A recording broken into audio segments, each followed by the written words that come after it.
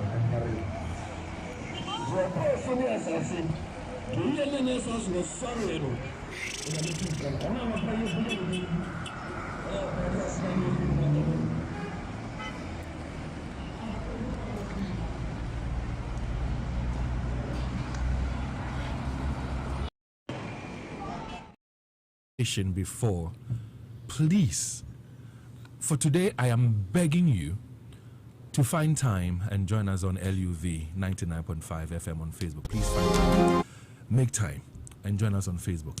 If you don't have data, listen, borrow some from your network and join us on LUV 99.5 FM.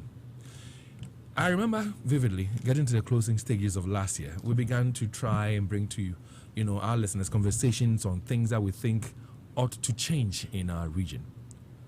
We deserve development. And aside from deserving the development, when we get them, one of the key things we also ought to do is to keep them and keep them well, so they serve us for a very, very long time. Point is, I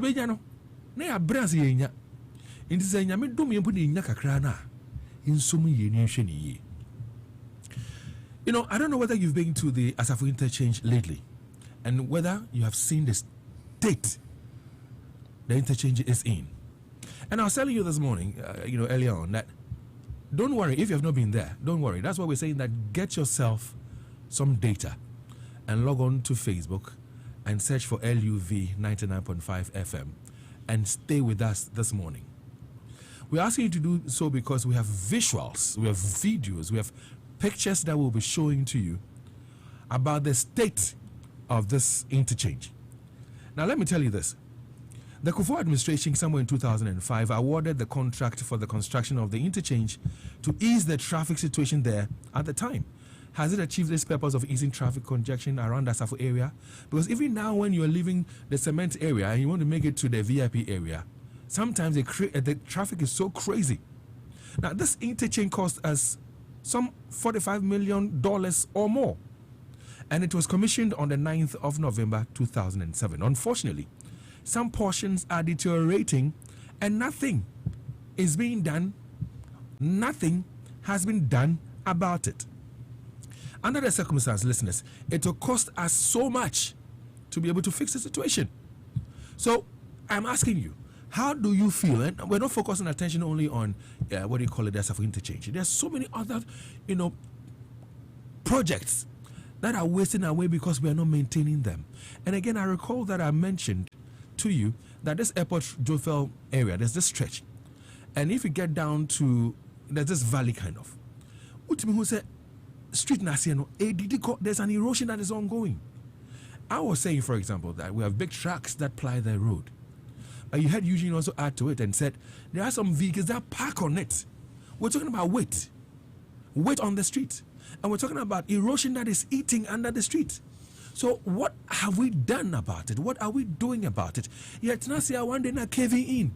So and so number of people have died. So has happened. And then we come and say, okay, so we're going to fix it. Why don't we believe in the "a stitch in time saves 9"? So tell me this morning, how do you feel when we spend so much on projects and lack of maintenance makes it go bad? And then we have to look for other money, taxpayers' money, to try and fix it. On Facebook today, we'll show you before and we'll show you now. We'll show you before, meaning that we'll show you when this interchange was constructed, was open to traffic at the time, 2007. The state in which it was, how it looked like. And then we'll show you how it looks like now.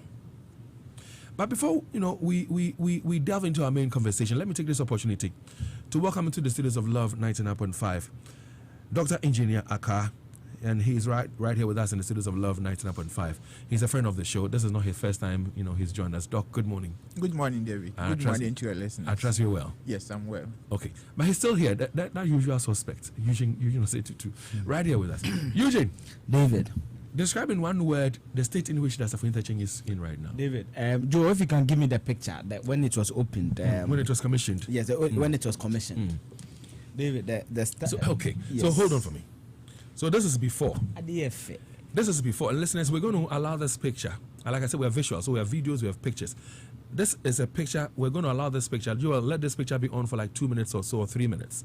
So people take their time and log on to LUV 99.5 FM and see it for themselves. This November 9th, there about 2007. Yes, this was when President Kofi, was flying into commission. David, you can see the guardrails, the pedestrian guardrails. They were intact.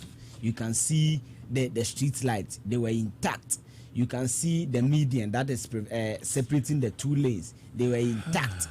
David, you see where the pavement, where people who want to walk to Odum can use from Asafo. They were all intact.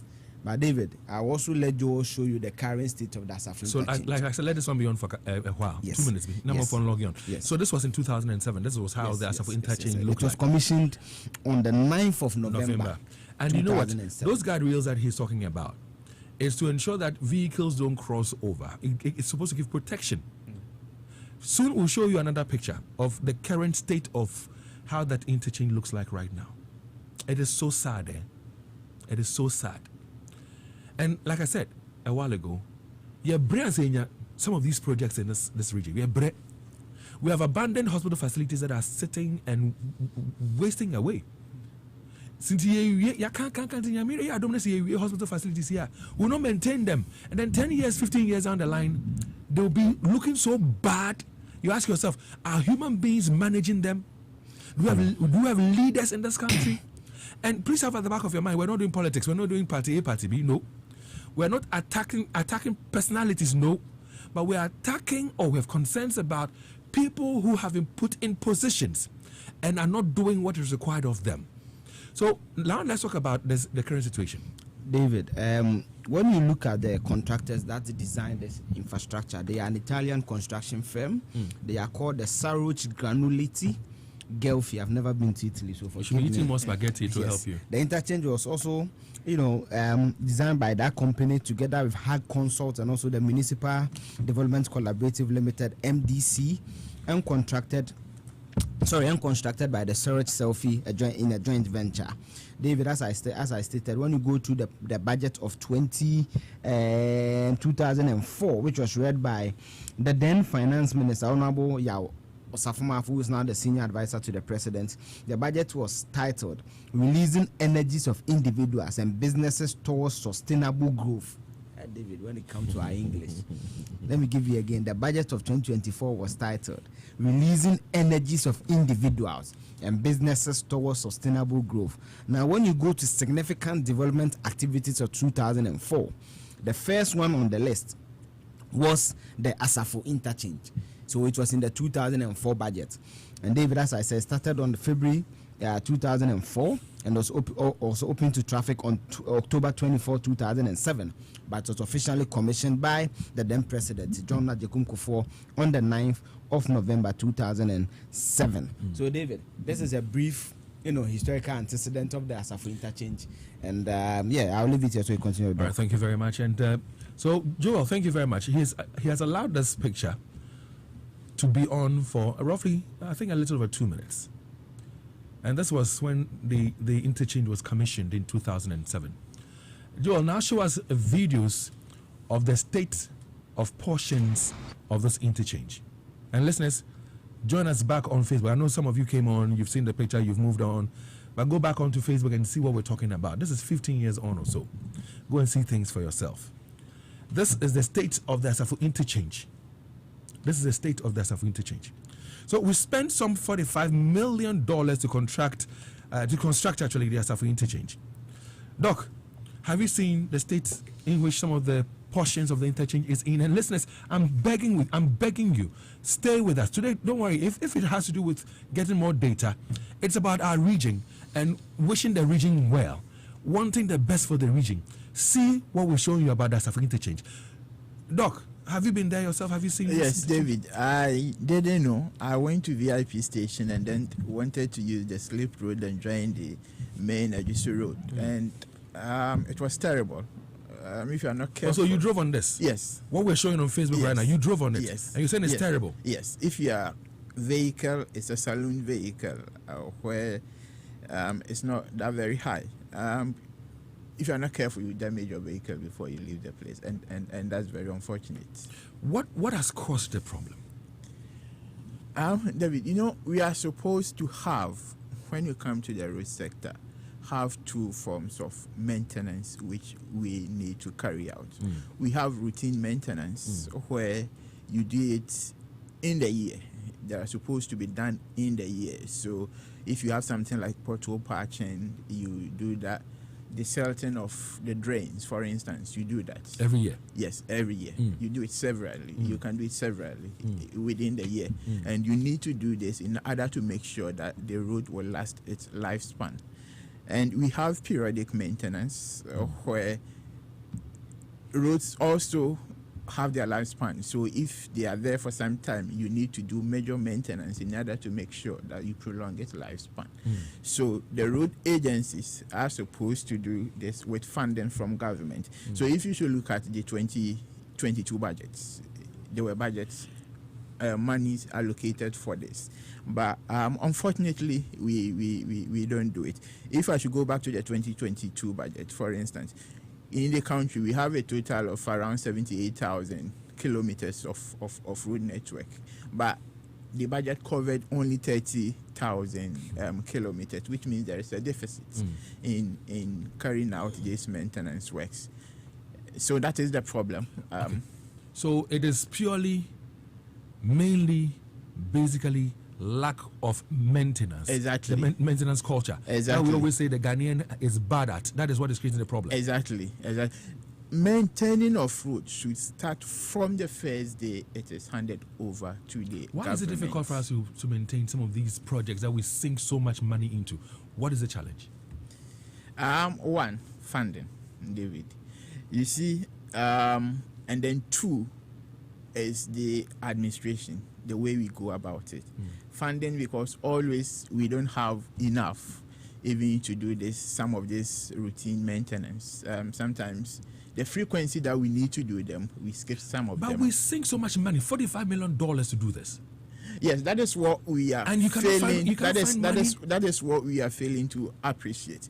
If we don't do this maintenance, we end up spending more money in trying to restore the roads to their condition. So, if you should look at the research, for every 1 cedi, let me say 1 cedi you cut back on maintenance, you end up increasing vehicle operating costs by between 2 and then 3 cedis. So it is very expensive for us, even if you don't do this maintenance. But sometimes you don't need much to do this maintenance, just some small amount, and you'll be able to do. Okay, so you've said that, and you've made mention of the fact that we're not doing the maintenance because of lack of funds. Yes, and then one other thing. But when you talk about this administration, I'll allow you on that. Yes. So we cannot find money to maintain it when it is in a small, damaged state. Okay. When it gets to this stage, we'll have to spend much more money. Exactly. Does it make sense? That is where the administration comes in. You know, the road agencies now, their main mandate is to supervise.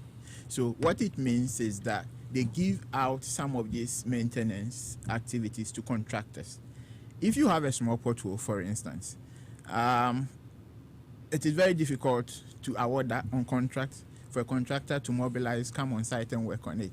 So we allow it to degenerate, or sometimes if there is a project somewhere, then you beg the contractor to come to the location where you have that small potholes to come and fix. So that has been the problem. So can we, I think Ghana Highway Authority have this mobile maintenance unit, but here is for emergency purposes. Can we have that within the agency so that they face those small potholes before? We should have that, don't we? Yes. So when you say can we have that, I'm not. Formally, let's say we need that, so they should bring that in. Yeah, formally it used to be there, but for some reason government removed it. What is the reason? According to them, and from what we heard from people were using the materials for their private business. So you ensure, you find ways and means to ensure that they don't do that. Exactly. So that we maintain these and maintain these projects. Exactly. If there is a small crack within the road network and you don't solve it, it rains, it infiltrates, and it becomes very big. And so you're very expensive for you to. You're an engineer. How bad is the situation as we speak? I'm happy you've used the stretch. Yes. You've seen it for yourself. Yes. And I don't know, we're still in a dry season. Yes. But we have water sitting on the surface of the road. Yes. And water and bitumen cannot marry. Yes. They cannot marry. Yes. So where from the water? What I suspect. How bad is the situation? What are the dangers involved? It's grey water, since now we are not having rain. It's grey water from people's houses, people's shops, which is going through the drain. And I suspect that the drain is somehow blocked, and so the water is forced to come on the road.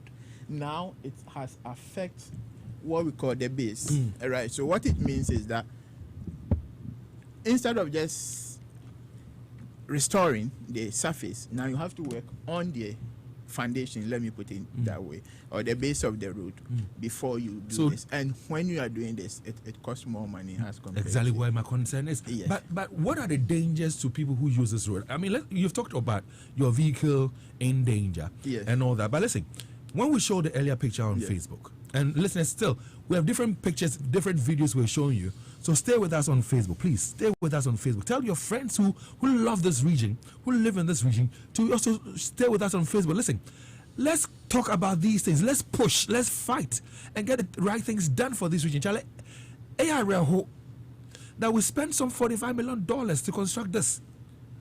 Maintain it. In other jurisdictions, in other countries, they can construct such a project. It will last them for several years. Yes. And you would always see it in the right shape. It will always look new. Yes. Not in Ghana. Debbie, So this is it. I mean, this is an aerial view of the interchange. Yes. Now we had this, what do you call it, the guardrails and all that. Yes. They are all gone. Yes. We have water sitting on the surface of the interchange or the road. Yes. What are the dangers? Tell us about it. You're an engineer. Help us appreciate what it is, because vehicles are applying it, pedestrians are applying it. So the guardrails is supposed to prevent vehicles, even if you make a mistake. You know, the human being can make a mistake. That's what we call it an accident. Yes. So if you make a mistake, you run into it. It saves you from toppling down and then causing a severe Now they are not there. crash. They are not there. But what I don't understand is that if you look at the Road Traffic Act, even if you run into a guardrail, you are supposed to pay. Yeah. If you damage any road furniture, you are supposed to pay If for it. if you hit the traffic light, if you hit the street light, if you hit all these guardrails, you're supposed to pay. You who ran into them, you're Yes. supposed to pay. Yes. So why are they people not paying, and why are we not Enforcing the law. enforcing the law and then restoring those guardrails? And then there is this issue with this big pothole, which creates discomfort for drivers as they move around. It increases vehicle operating cost because of tear and wear when you drive in those locations. And sometimes, because of that, it's a bottleneck within the road network. When you get there, you have to slow down. It creates congestion. But the structure itself, Doc, the structure itself. And listeners, please, if you're following our conversation, and it's not just about that Asafo interchange, it's about several other projects that we have sunk money into to have them, and yet we're not maintaining them. We allow them to go bad, so bad that it will cost us so much more to be able to fix it.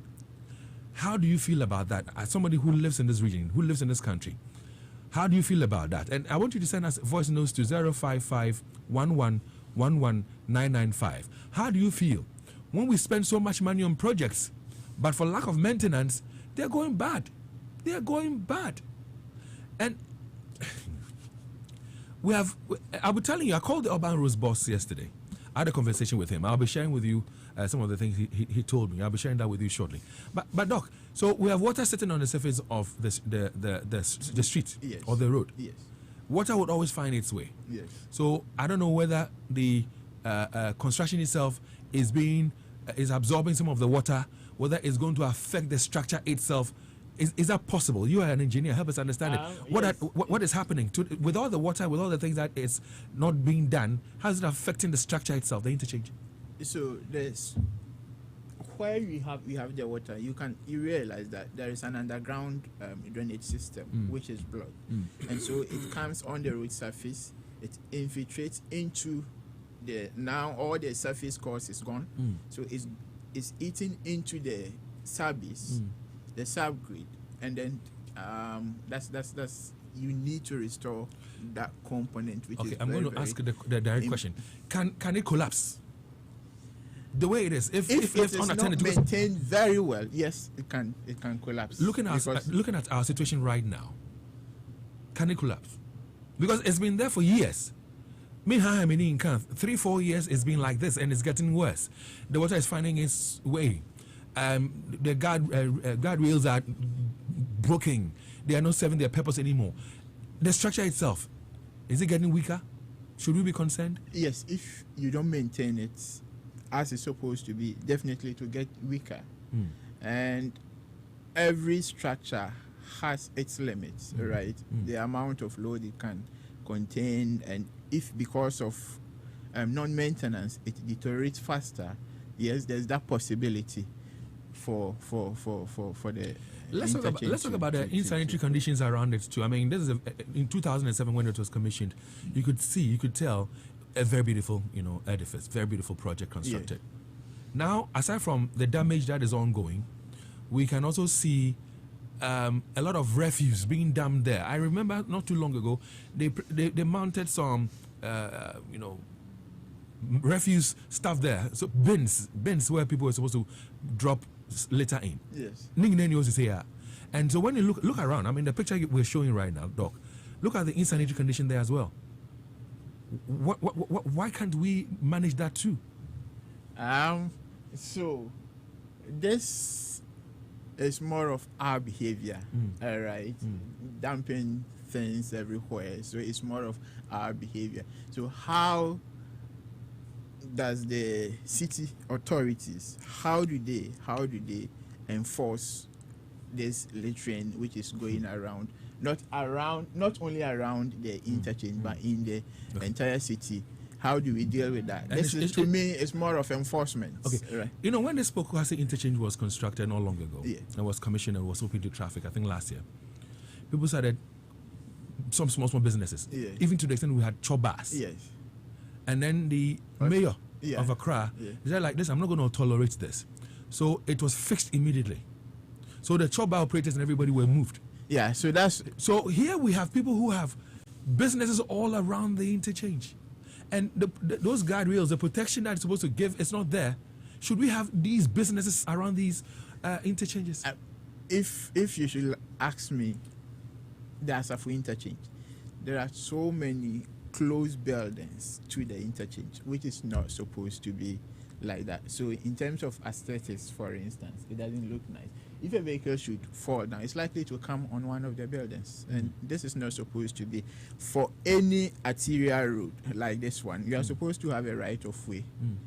And it is not like this in this case. And I'm not sure why at the initial stages, when they were doing the construction, they didn't clear all these buildings before they did it. But this is not a proper way of designing an interchange with that very close buildings to the interchange itself. So we didn't do a good job. So even from the onset, we didn't do a good job. For me, no. Even if you should look at the design, the vertical alignment, you see it had to be curved at certain locations.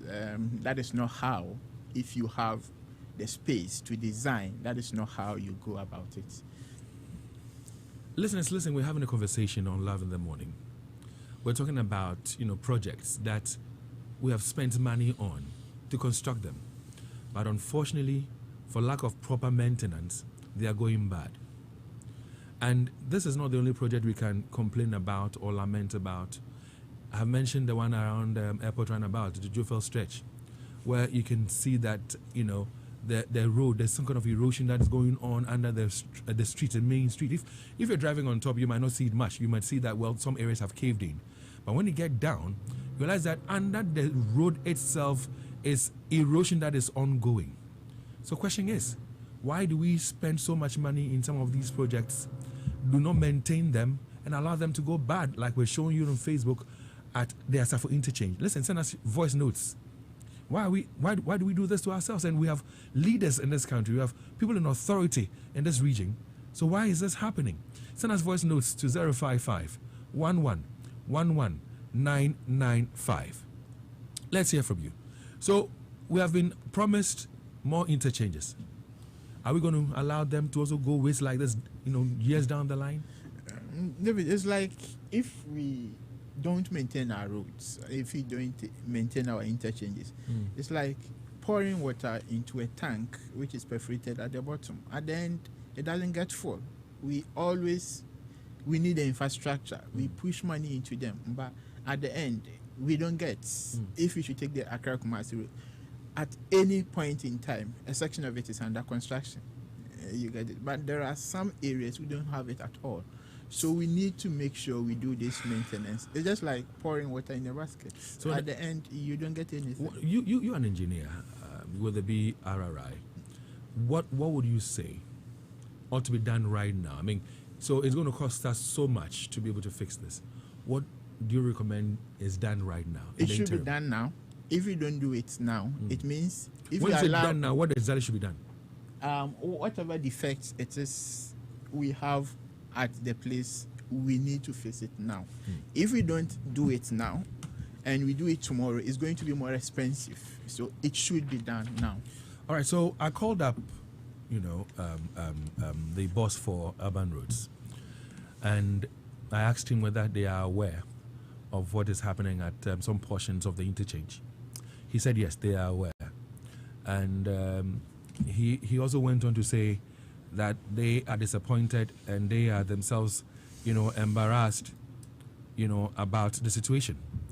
Now, he said to me that they've put together a new team that is supposed to fix this problem. I asked what the problem was. He says to me that the problem is a technical problem and that they have identified it and a new team has been, put together to fix it. My major concern is for it to be fixed. So I asked him again, when will it be fixed? He said soon. So I said, okay, soon. How soon is soon? He said it could be as soon, and I was speaking to him yesterday. Yeah. So he said it could be as soon as today. Yes. The 20th today. Yes. So I'm like, okay, fine. If it could be as soon as today, should I come and say, for example, that by the end of this month of January, today is the 20th, by the end of January, can we assure our listeners that it will be done? He said yes. Well, David, you see, those technical people are also in a very tight position. You know, when there is road construction going on, when they are working on the interchange, for instance, they may visit the sites, they may get some allowance, so they will be happy to work on those projects. But the fact is, there is no money available. That's it. So the blame should go to government. Exactly. But is it not surprising that indeed we don't plan for these things? It's surprising. That's what we have to ask, because the engineers, right, they will be happy if they are working on project. At least they get some allowances, so they will be happy to work on under the circumstances, we cannot blame much these technical people. Yes, we need to blame government, because if government makes available the funds, then this will be done. I'm sure if they had provided the funds and then the project hasn't been carried out, government would have come after them. And so that is where the regional minister will come in. And that is where the KMA boss will come in. And let's say, by extension, the MP for that constituency would come in. Am I right?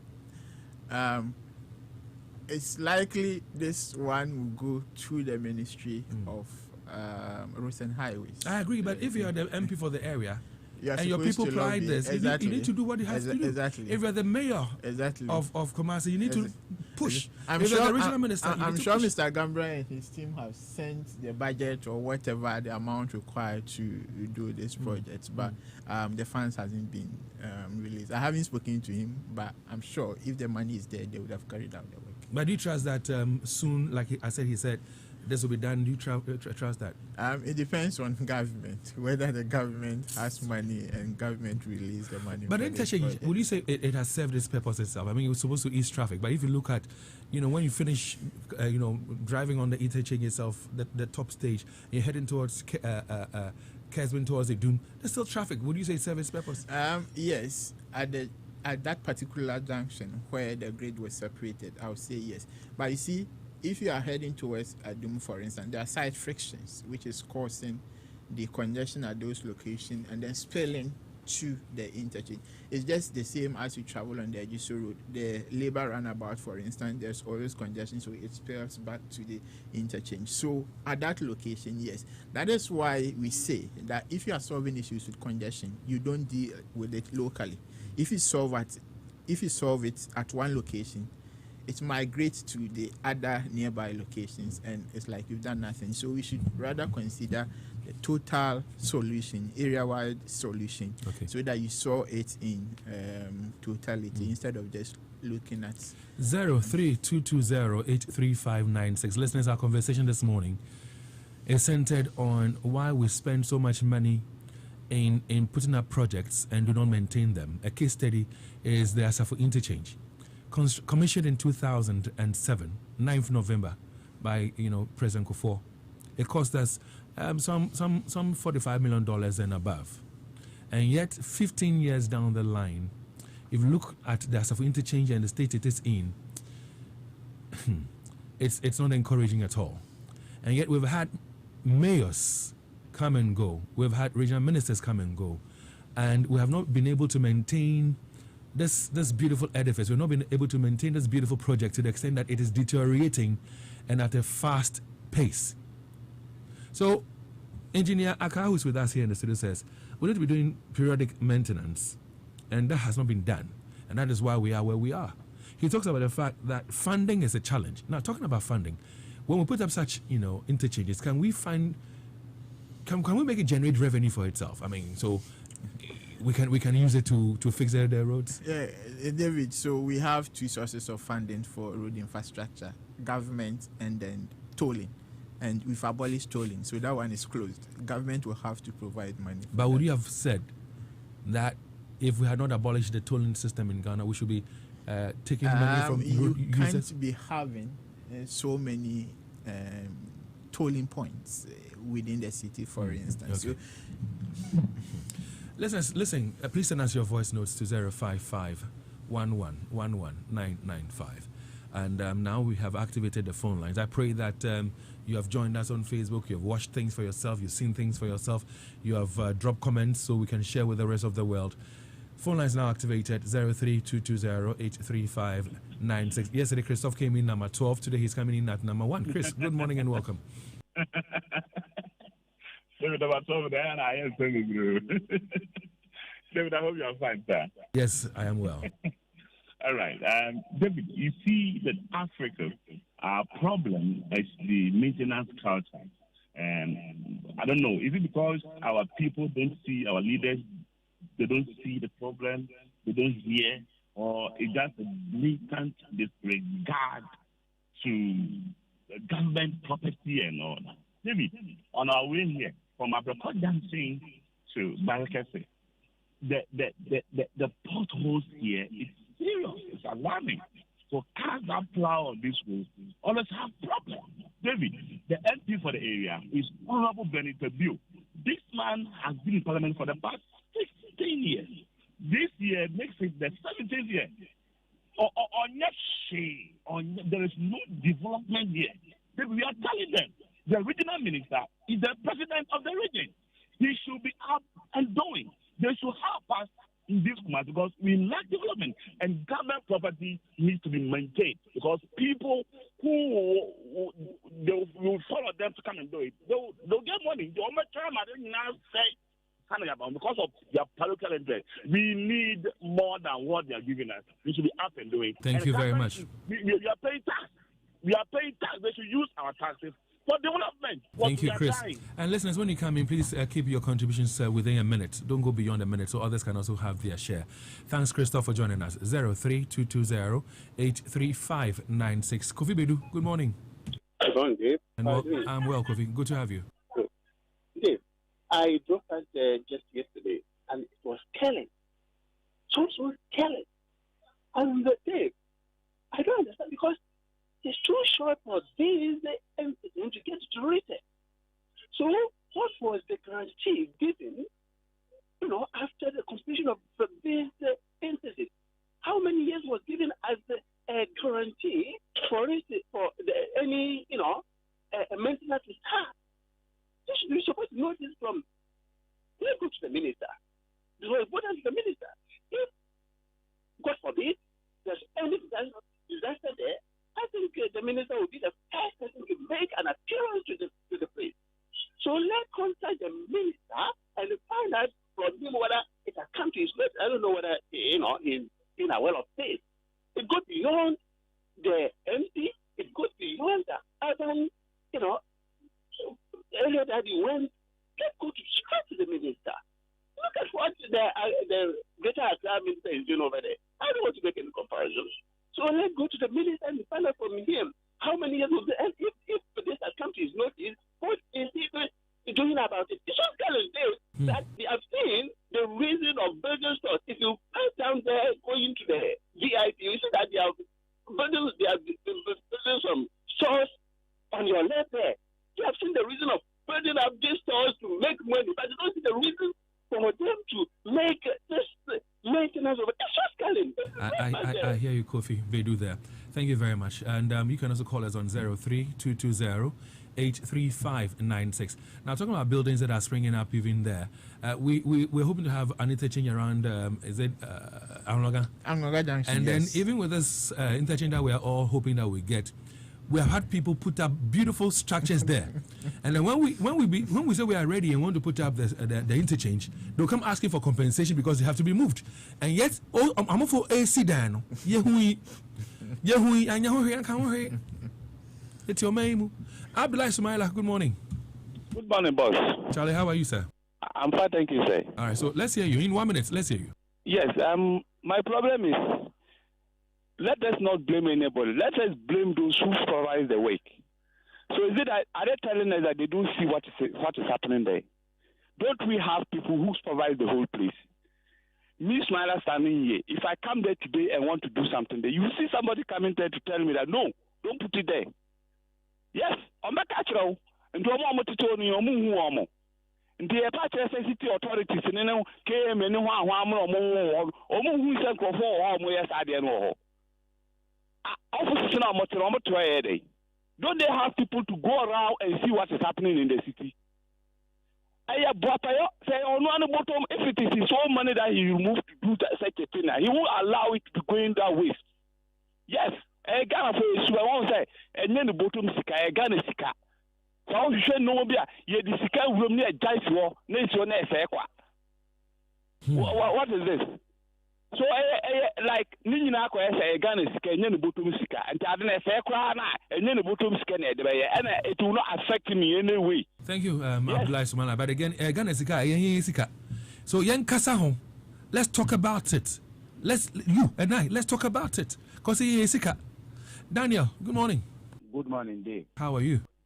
I'm very fine. And you? Well, Grace has found me. I'm grateful. Thank you. You are doing a great job. Look, these things has gone on for a very long time. As if we don't have leaders. These things are wickedness. See, when you see the state of the new commission of the flyover there, and you see now the state, you would think that we don't even have leaders in this city, in Kumasi here. But every day we got a minister, so and so minister, he's doing so and so mayor, honorable. What are they doing? We have put you into a place that you should take care of a property that we have been spoiled money with. And see, the state of that place, look, if you are using a saloon car, as your colleague is saying, and you pass that place, your car will collapse. This is not potholes, it is manhole. What are we doing? What are we doing to ourselves as leaders? God bless you. Well, it's a team thing, so many thanks to the team as well. And Joel, do me a favor. There was one urban vehicle that was struggling to drive through. Its tires were skidding. And for those of you who know how these streets are like, and when you're trying to drive fast through it, your vehicle can skid and veer off the road. So, Joel, if you can go back, I don't know whether you can find that, where the vehicle was struggling to drive through. Please find that video. And listeners, whilst he searches for that video, join us on Facebook, LUV 99.5 FM. That's Love FM's Facebook page. See what we're talking about. Vehicles are struggling to go through on a daily basis. And some people don't found. Yeah, for one,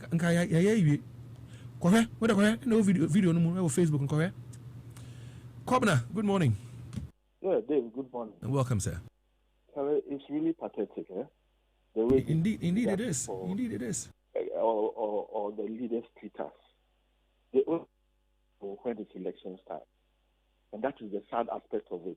And unfortunately, we the people, we are also allowing them to do that. I keep saying that we outnumber them so much. So when we collectively come together and demand, they will listen. But right now, go to other stations, people are there singing their praise. I use that road, and I vow never to use it again.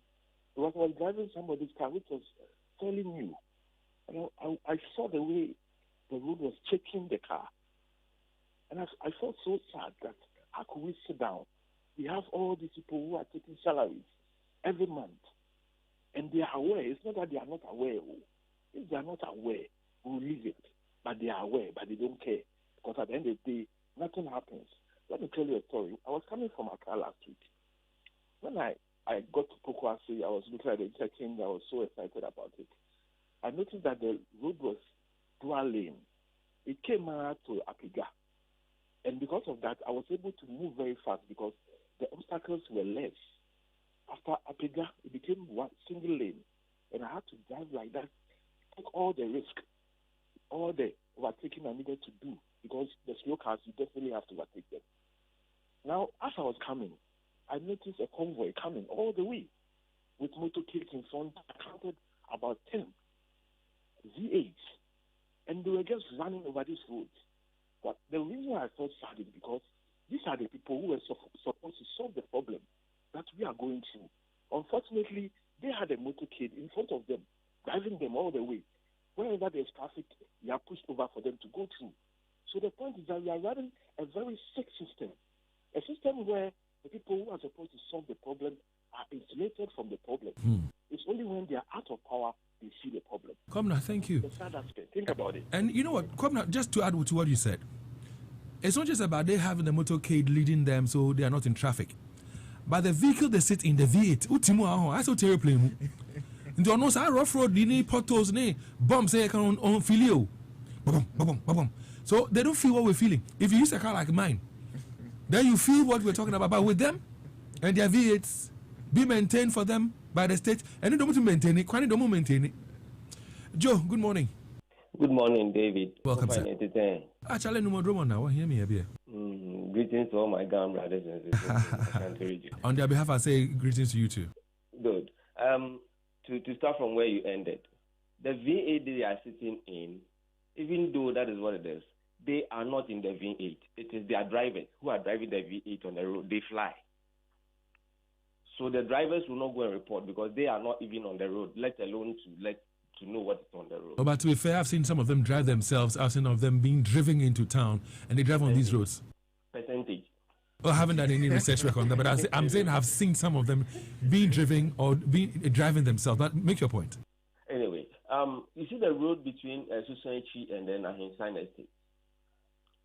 That road is supposed to have been a cocoa road, quite recently constructed by the NDC government. Look at the state of that road, just that small stretch. The road is so devastated, and then look at in the middle, in just within there. You see, when you get there, there's nothing you can do but just to slow down. You run into it, and then you are gone. But the same road, go and look at the number of speed runs that they are now constructing on that road. Before they put some anchor ropes on it. And then Fisherman Road, and then they realize that at so right now somebody has been given a contract, so on your speed ramps on it. And if I tell you how much one ramp is costing, it can face the ones there. Yo. Meanwhile, thank you, Joe. And meanwhile, where he's talking about that stretch, there's a stretch that has a lot of potholes. Yeah. It has a stretch. It has a lot of potholes. Yeah, fixes our pothole, but we are not thinking of spending money to construct speed humps. Dr. Rashman, good morning. Good morning. Good morning to your listeners. Doc, welcome. Thank you very much. Please, I wanted to ask the engineer. When an accident happens and a vehicle destroys the road or part of the infrastructure, who repairs it? Who is supposed to pay for it? Who's to bear the cost for it? All right. He talked about it earlier, but we would ask him to respond to it again. So yeah, the second point is, the roads, we say we are developing countries, so it might not be sufficient to. But even the little that we have, it's like we are overlooking other people to take over for their parochial interest. For example, Aoga Junction, when you are depending, and they are doing some market over there, and then eventually the lane becomes one. The traffic goes green, and then you'll be there, and it goes red again, and the whole place gets jammed. It's all over the city. So can't we get anybody coming over to clear those places? And then I want to ask, is there any desk that we can report some of these things, and then we follow up on it? Thank you very much. Well, thank you. You can use Love FM's medium because the authorities themselves, they are aware of the problem. Dr. Rashman, thanks very much for joining us. Banahini, good morning. Good morning, Dave. Welcome, sir. Let me say hi to you and to your listeners as well. Hi, sir. You see, we are talking about Kumasi. So let's focus in Kumasi. What's going on in Kumasi? You see, one of our major problems is our chiefs. Our chiefs are not contributing to the developmental of the land. All they know is about title. This, that. No. If Asafu chief, Bantaman chief, all the chiefs decide that this is how we want to put it to go, I'm telling you, no politician can interfere. do it in the name of the truth for the landowner. But you see, they are not contributing. It's all about V8. It's about a ESM. I mean, what are we doing to ourselves as a people? We are not contributing to the development. They are not. If the chief stands and say, this is what we need to do, I'm telling you, no politician will interfere. And I'm saying this for a fact. Thank you. Well, thank you very much. And that was Banahini. And Ken is on the line as well. He's our final caller. And Banahini, what you talked about in terms of our traditional leaders, I have a take on that. Ken, good morning. Good morning, David. And let's hear you, sir. I hope you're doing well. Yes, Grace has found me. I'm well. Okay. David, you see, you did ask a profound question, and then the question was, are human beings responsible for the management of this project? David, let the truth be told. They are human beings. But the truth of the matter is, they are not reasonable human beings. Because how can a reasonable human being be given the tax to construct a project like that and then leave it to destroy or kill human beings? The taxpayers' money, the one using the road, the one that paid for the road to be constructed, to die at the end of the day. I've ever felt in that pothole before. I mean, I didn't know the state of that place. So it was in the evening too. And then my car broke down there. It's too bad. It's too bad. Thank you, Ken. Thank you. And you know, at this point in time, before I do any other thing, I feel like playing this song.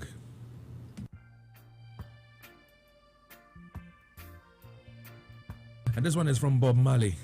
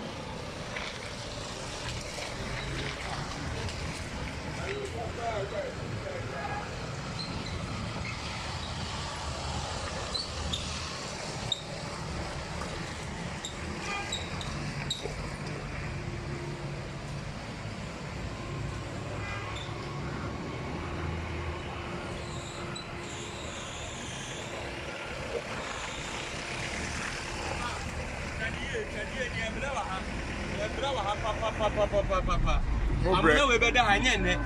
So, Omoba just a penifania had a moment. Omaja, a cow should be left. The Dumo come strong. Yes, there are my wife.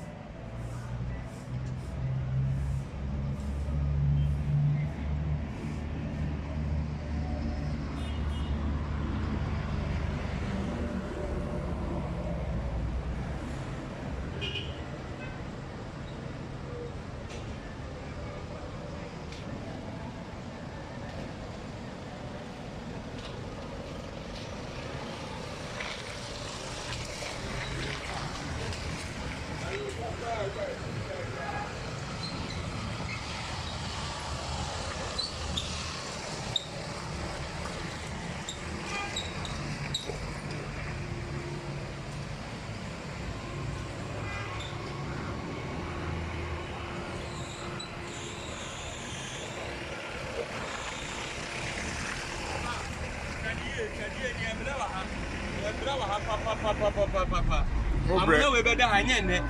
So, Omoba just a penifania had a moment. Omaja, a cow should be left. The Dumo come strong. Yes, there are my wife.